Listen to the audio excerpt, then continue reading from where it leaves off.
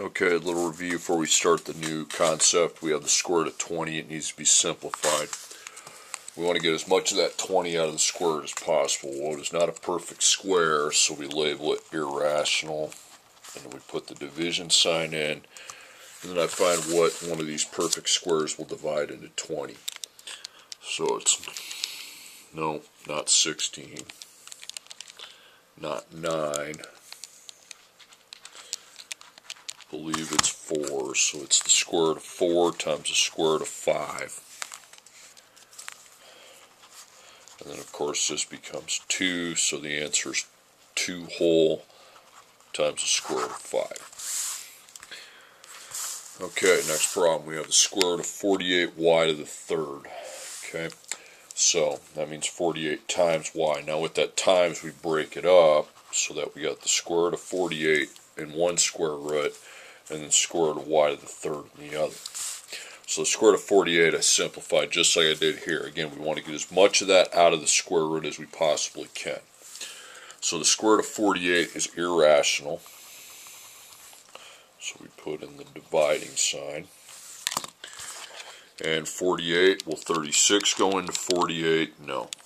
Will 25? No. Will 16? Yes. So it's the square root of 6. It goes in 3 times. So it's the square root of 16 times the square root of 3. And the square root of 16 equals 4. So this is equal to 4 times the square root of 3. Okay, so 4 out, 3 in. Okay, y to the power of 3. So when I have a variable that I don't know the value of, and then the exponent 3, the next best thing we can do is just split up the radical into even further by going y times y times y. And then we split up again, as I mentioned, we're going to split up the square root even further so that it goes over 2 of them at a time. Okay? Because y times y is y to the second, but then the square root and the second cancel, and that gives me 1 whole y factor. Now this square root does not cancel because there's no second power. So this equals a full factor of y and then a square root of y. Okay? So y is out and y is in. 4y times 3, the square root of 3y. Alright, now multiplying 2 separate square roots. We got 5 times x to the third times y in one square root. And then of course between the square roots we have multiplication, then 8 times x to the second power. Now obviously I have 2 square roots. Now when we were multiplying 2 square roots, this can be broken up into 3 steps. Okay? Step 1, you multiply the outer coefficients, if there are any, while at the same time, coefficients, you multiply the square roots together. So there are no outer coefficients, okay? So then I make a square root and I take 5 times 8, multiply the known whole values, that's 40. And then multiply your x's, x to the third times x to the second is x to the fifth. Remember, you add the exponents, you don't multiply the exponents. And then we have y, okay? There is no y in the other square root.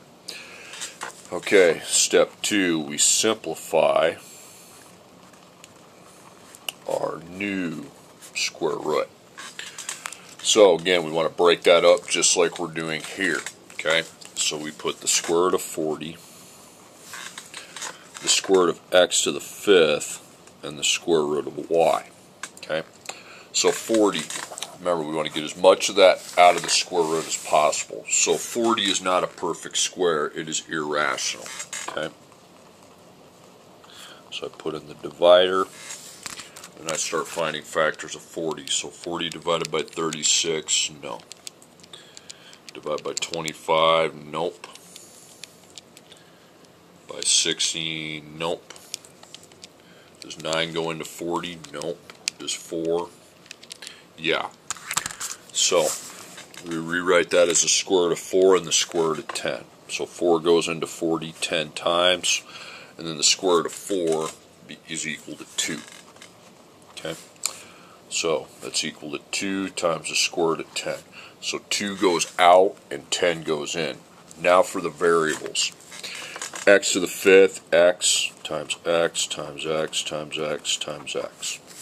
So square root over 2 of them. Now we're going to have an x remaining. Okay.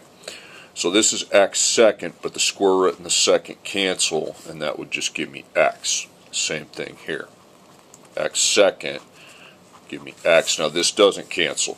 So we have x times x, so we have 2 whole factors of x, and then a square root of x. Okay. So x second and x. Now the square root of y, so that's just a y. Okay, it doesn't have an exponent, so that's already in simplest form. Okay, so equals the square root of y. So we just put y inside the square root. There's no whole factors of y that come out of the square root because it doesn't have an exponent. Okay, and then 3, we don't have to do much. Step 3, you simplify the outsides if it's possible. Simplify the outside of your square root. But I can't simplify it because it's just 2x to the second. Since I don't have the x value, it will stay 2x to the second and then square root of 10xy. Okay, next problem. 3 times the square root of 27 plus 7 times the square root of 3. Now we have addition. Addition's total, see, compare this to this. This is multiplication, this is addition. In addition, you have to get like terms. Meaning that the 3 and the 7 cannot be added because they're multiplied by different square roots. That's multiplied by the square root of 27, and the 7's multiplied by the square root of 3. So to get the like terms, we make a table, and we put 3 times the square root of 27, and then 7 times the square root of 3. Okay, so the square root of 27 is an irrational number, because it's not a perfect square, so we drop the 3. We put in the divider. Now 27 is, can 25 go into 27? No. Can 16? Nope. Can 9? Yes, 3 times. So I rewrite the 27 as the square root of 9 times the square root of 3. Of course, the square root of 9 turns into a whole 3. Okay, so the square root, instead of 3 times the square root of 27, it's now going to be 3 times 3 times the square root of 3. That's a 3 there. And of course 3 times 3 is 9, but then that's your whole, and then you got the square root of 3. So this changes into 9 times the square root of 3 plus. Now the square root of 3, now it's not a perfect square either, but when I look at my table, when I look at my perfect squares, the only thing 3 could possibly be divisible by is 1, which means we just keep the square root of 3. We don't really do the dividing if 1's the only perfect square that goes into the irrational square root. Okay, and I think it's mission accomplished because now they are like terms, because both the 9 and the 7 are multiplied by the square root of 3. So we write the square root of 3 down, and then I add 9 plus 7. It's similar to adding 9x plus 7x. Well, this is just 9 square root of 3 plus 7 square root of 3. I mean, 9x plus 7x would be 16x, but now it's just 16 square root of 3.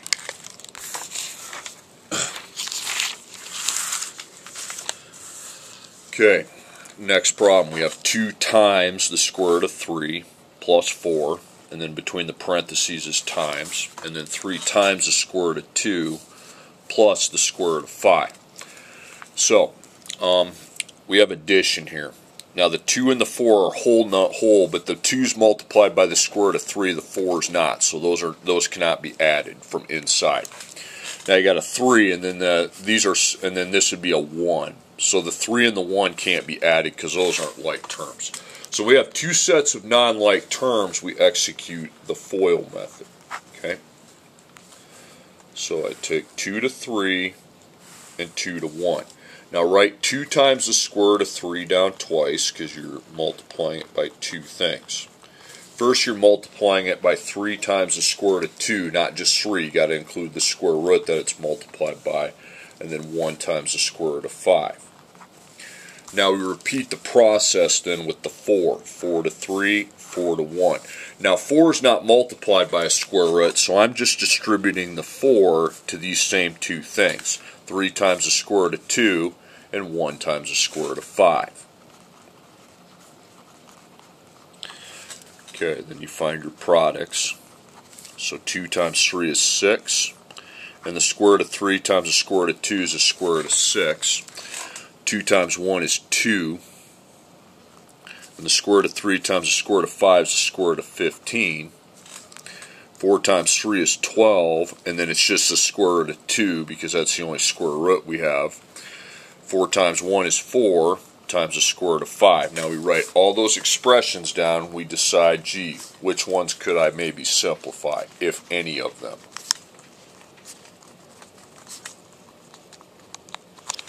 Okay, so the square root of 6. 6 is not a perfect square. It's irrational. But the only thing that goes into 6, not 4, it would just be a 1. Okay, so that means that's already simplified. If the only thing I can find to go into it's 1, just leave it. Now the square root of 15 is irrational. So I divide into the 15. So I divide 15 by 9, nope. By 4, nope. So that would just take me to 1, so again that's in simplest form. Now the square root of 2 is obviously in simplest form because the only thing that could go into 2 at all is 1. And then the square root of 5, that's irrational. But again, like the others, the only thing that's going to go into 5, that 5 is going to be divisible by whole, is not 4, it's 1. So all these are in simplest form. Okay, so you got any like terms? Well, you got the square root of 6, and that's the only square root of 6 I have, so it's just going to be 6. Plus, the next square root we have, the radical, is the square root of 15, and that's the only one I have, so it's 2. Then square root of 2 and square root of 5 are not like terms, so none of these were like terms, okay? So we just write addition signs. None of them go together. They can only be combined if they're multiplied by the same square root. Okay, there you have it. Now, in the last lesson, we discussed how to divide. You have to get rid of the square root. You can't divide by the square root of 3 because the square root of 3 is an irrational number. See? You can't, that does not go into 7, okay? You cannot divide 7 by that. Second PRB it all you want, but there's a reason it's called irrational because it can't be written as a fraction. So you need to get rid of square root. That's how you divide. So you remember, you multiply by this second fraction and you want the square root of 3 gone. That's all you have, so you're going to multiply by the square root of 3. And remember, so the fraction maintains its equivalence, what we're multiplying the bottom by, we also have to multiply by the top by this very same term. Okay? Okay, now 7 and the square root of 3. Now 7 is a whole number and the square root of 3 is a square root. Okay, so you don't multiply those, you just write 7 times the square root of 3.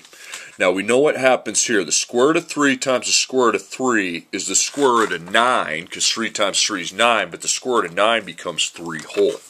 Two of the same square root just become the whole number. Okay.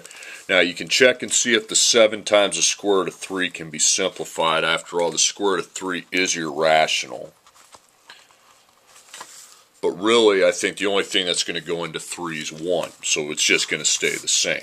Now you can divide the whole numbers. So 7 divided by 3, I don't want that, but it's rational because it can be, 7 divided by 3, because you can turn that into a fraction. It'd be 2 1/3, okay? 2 1/3, don't forget, times the square root of 3. Or, since it's in a mixed number, you can just leave it 7 times the square root of 3 over 3. Pick the one you like better. Either one's okay. Now, I want to do another FOIL problem because this relates to what the assignment's going to be. So 2 times, it's going to be like the same process as here, but something's going to happen. 2 times the square root of 3 plus 2 times 2 times the square root of 3 minus 2, or plus negative 2. So they're essentially the same thing, except the second term in each parentheses is opposite. Like 2 squared times the square root of 3, 2 times the square root of 3, and then plus 2 and plus negative 2. These are what are known as conjugates. Meaning the parentheses match in the first term, and the second term they match too, but just we will go from a positive to a negative, or if you went from a negative to positive. So you're going to do the FOIL method, but something's going to happen that's easier. So 2 to 2, 2 to negative 2. So 2 times the square root of 3, and then twice. And you're going to be multiplying it by this 2 times the square root of 3. And then you're going to be multiplying by this negative 2. So this is done. Now we distribute the 2. Okay? So 2 times the square root of 3. So it's times the same two things. 2 times the square root of 3, then the plus, and then negative 2. Okay, 2 times 2 is 4. Square root of 3 times square root of 3 is the square root of 9. 2 times negative 2 is negative 4 times the square root of 3. 2 times 2 is positive 4 times the square root of 3. 2 times negative 2 is negative 4. So we got 4 times the square root of 9. We have negative 4 times the square root of 3. Positive 4 times the square root of 3. And negative 4. Now the square root of 9 is not even irrational. Okay? The square root of 9 is equal to 3. Okay? So I just replace it with the whole value, and that's 12. No square root. Now, the square root of 3. The square root of 3 is not a perfect square. It's irrational, so you can put in the division, but the only thing that's going to go into 3 is 1. Okay? So that's already in simplest form, and so is that one. Now, this is a whole number. So since I have two non-square root, two whole numbers not multiplied by square roots, these are like terms. They need to be added. So 12 plus negative 4 is 8. Now, 8 is the answer, and here's why. You have these two. They're both the negative 4 and the positive 4 are both multiplied by the square root of 3. So we would add these to add the negative 4 and the positive 4. But negative 4 plus 4 is 0. Okay? That means this term is canceled out, and the answer is just 8. And that always happens. The middle terms cancel out whenever you're multiplying conjugates. So remember that as we move forward. Two conjugates where the first terms are the same thing, same sign, but then the second two are the same, but a positive goes to negative, or vice versa, the negative to a positive. The middle two will end up canceling out every time.